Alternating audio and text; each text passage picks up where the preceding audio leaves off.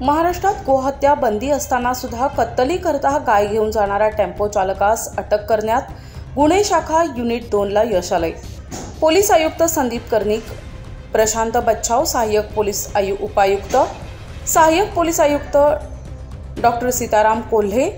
यांनी विना परवाना गोवंश हत्या आणि वाहतूक करणाऱ्या इसमांवर कारवाई करण्याबाबत सूचना दिल्या होत्या।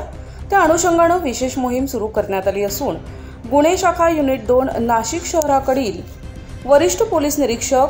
व्ही.डी. श्रीमनवार यांच्या मार्गदर्शनाखाली गुन्हे शाखा युनिट क्रमांक 2 न